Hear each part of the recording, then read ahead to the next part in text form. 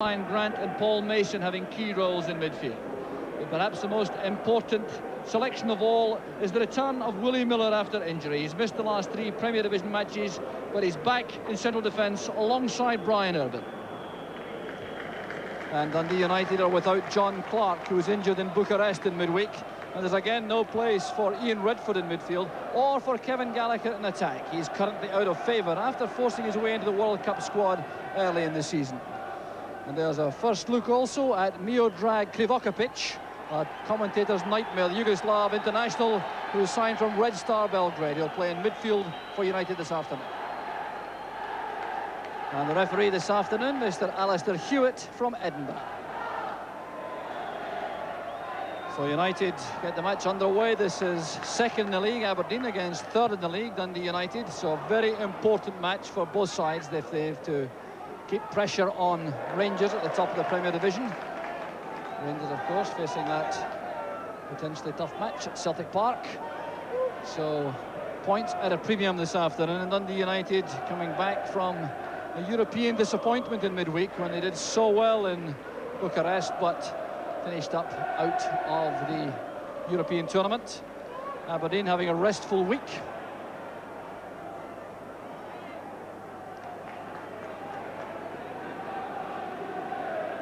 So the throw on the far side will be taken by David Robertson.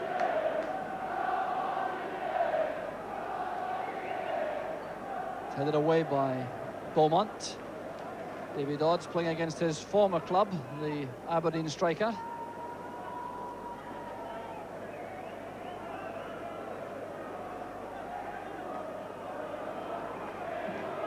That's played forward by Beaumont, coming off Robert Connor, a United throw.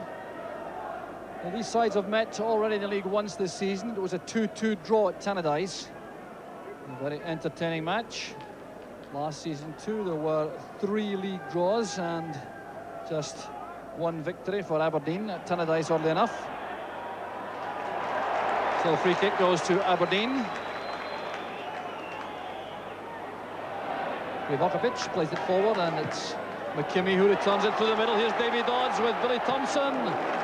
Good goalkeeping by Thompson. He was very alert indeed. That could have been very dangerous for Dundee United.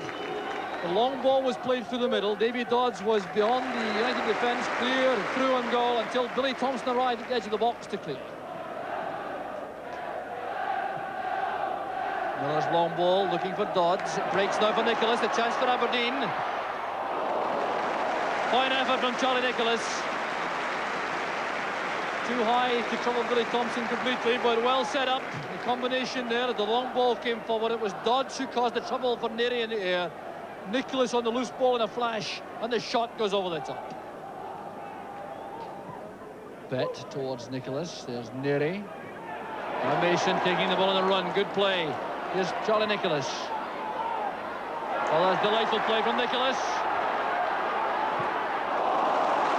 Oh, great play from Charlie Nicholas, protesting to the referee. They may have been fouled on that run, but terrific ability shown initially by Paul Mason, gathering the ball on the run, carrying it forward, finding Charlie Nicholas. But just look at the way he engineers this, past defenders into a shooting position, and just pulls the ball wide. Off the head of McKimmie, there's Grant, and now Preston. Eased off the ball there by McKimmie, but the ball was out anyway, so it's a throw to Aberdeen. This is Grant. Settling in well in midfield for Aberdeen. David Robertson on the far side. There's Dodds with a header into space for Connor. Fine play from Aberdeen. The outswinging cross. There's Grant. Marvellous play from Aberdeen. The final shot from Grant saved by Thompson, but what about this for a creative build-up?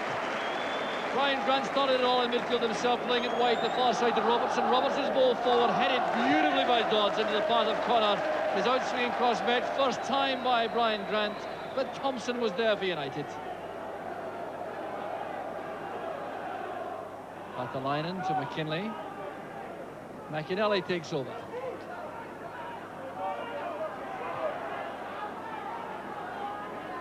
This is Malpass.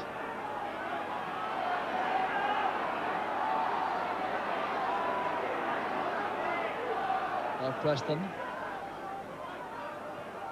Using Malpass again. United determined to retain possession until a gap presents itself.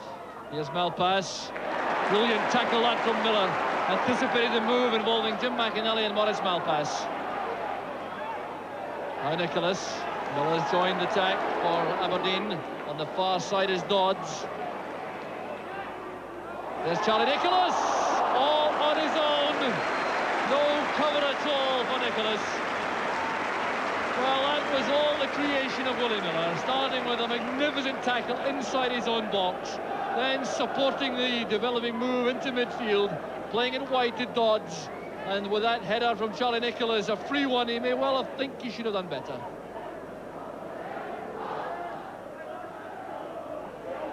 They've been winning that particular battle with Patalainen. There's Nicholas and Bet taking on McInally for a run, and the cover was provided by Dave Beaumont.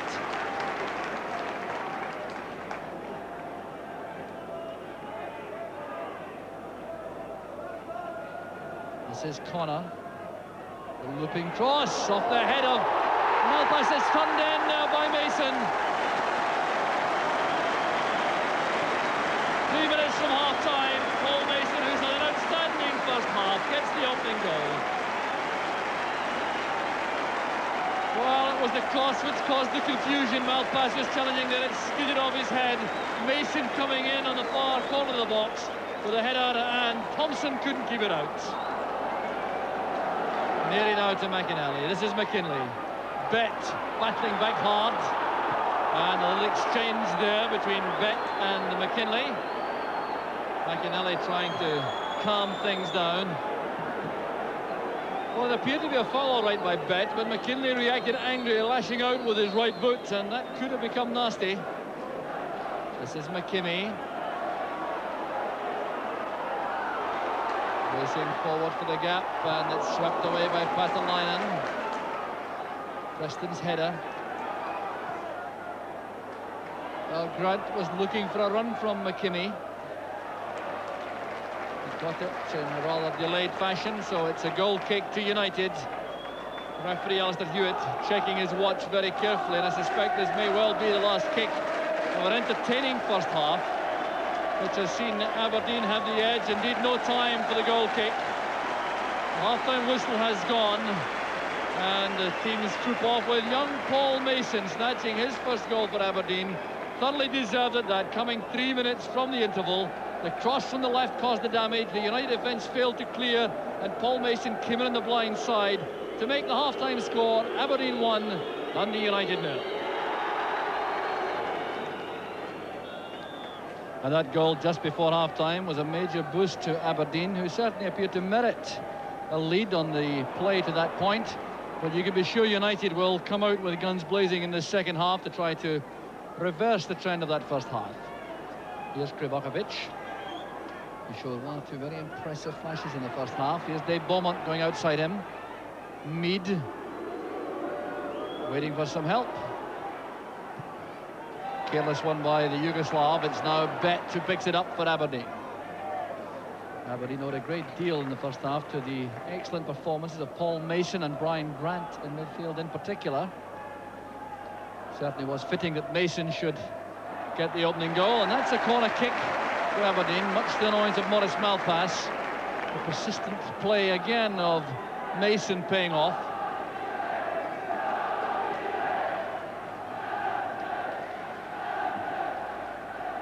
It's towards Irvin. There is clearance. Mead is on his own for the moment. Robertson has plenty of pace at the back for Aberdeen. Quick piece of play by the fullback. Here's Patalainen, and Preston is free on the left. Playing the early ball this time towards Mead. It's won by Robertson. Here's McInally. Krivokapic. And Beaumont. Krivokapic again. See if he uses that pace of his, but the early ball finds Patalainen. Here's Billy McKinley. Good effort from McKinley, well saved by Snelders. The ball dipping and swerving. Well played into the edge of the box. Media playing it back into the path of McKinley. Now just look at this shot, swerving and being very awkward for Snelders, who did well to save. The corner kick taken by Alan Preston.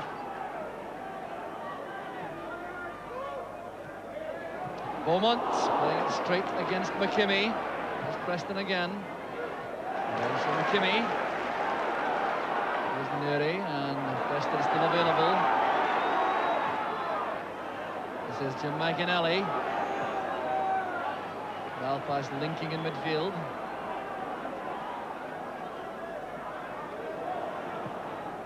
Beaumont finding Krivokapic on the right.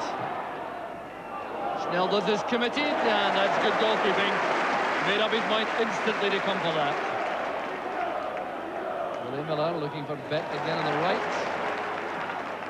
The early pass inside was intended for Paul Mason. It's now Nicholas who returns it to Bet.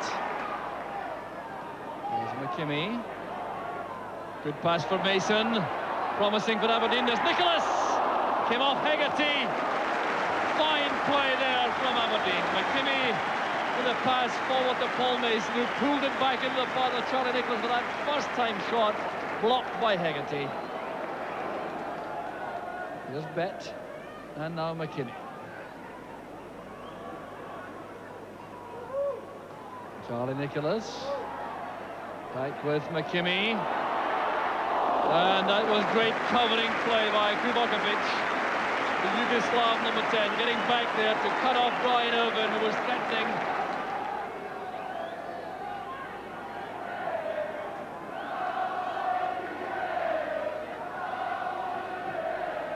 Jim Bett's corner. And headed just wide of the post by Irvin. Can scarcely believe it, the big centre-half. So what a praise there, no doubt, for Willie Miller. But the corner kick, an orthodox one, wasn't picked up by the United defenders. There was Irvin with a downward header, and it goes agonisingly wide of goal. Hegarty getting a back header on. Connor doing a good job covering Krivokapic. Here's Krivokapic again. Now Jim Bet, held by McKinley, and a little bit of frustration coming to the surface there for Bet. Well, Jim Bet lashing out, and you can understand the frustration. He was being blatantly held there by Billy McKinley. And the referee will have to show a degree of understanding and wisdom, I think, here, if he's to handle this appropriately. Certainly a booking due for Billy McKinley. And I wonder what action he may be taking against Jim Bet. So the incident involving Bet going away from Billy McKinley, the two number 8s together, and the foul committed initially by McKinley resulting in a yellow card for him. Bet, for his reaction, is also in trouble. Now this is more difficult for the referee because there was a hand thrown at McKinley, and that in strict theory could be deemed an ordering off offence, but I have to say it would be very harsh on Jim Bet, and the referee, I think, correctly settles for a yellow card.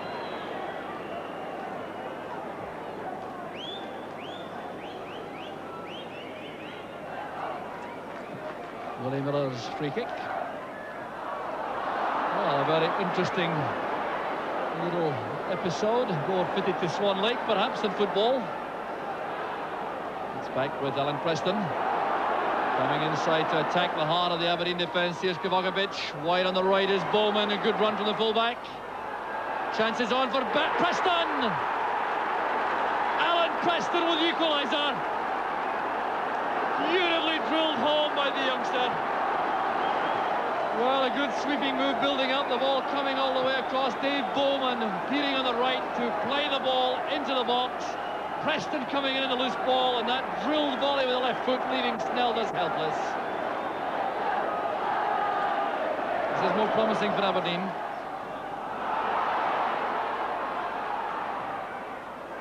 So clear in the end by Neary for a throw to Aberdeen.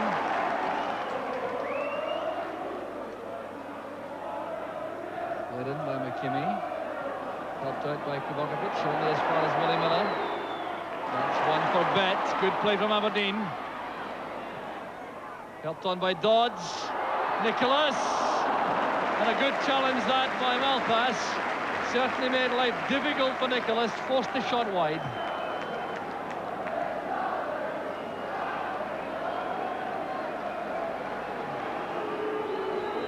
It's back with Snelders. And there goes the final whistle. A draw in the end, which is a much better result for Dundee United. Aberdeen having so much control, particularly from the point when Paul Mason scored his first goal for the club to give them a deserved lead. But then the second half fight back from Dundee United was sparked off by that great equaliser from Alan Preston, also scoring his first goal for the first team. So a remarkable afternoon for him. The young 20-year-old has saved the match for Dundee United. A point drop for Aberdeen, a point gain for United. The final score, Aberdeen 1, Dundee United 1. So one apiece at Pittodrie on a day when Celtic were the only Premier League side to win at home. Mark McGee and Billy Stark had a Terry Butcher own goal, giving him a 3-1 win over Rangers at Parkhead after Mark Walters had put the Ibrox club ahead from the spot. Paul Kane and Steve Archibald were Hibs scorers at Tynecastle, where Hibs played for 75 minutes without the order of Gordon Ray, Dave McPherson scoring for Hearts in the last minute. At Dens Park, a Paul Chalmers goal gave St Mirren full point.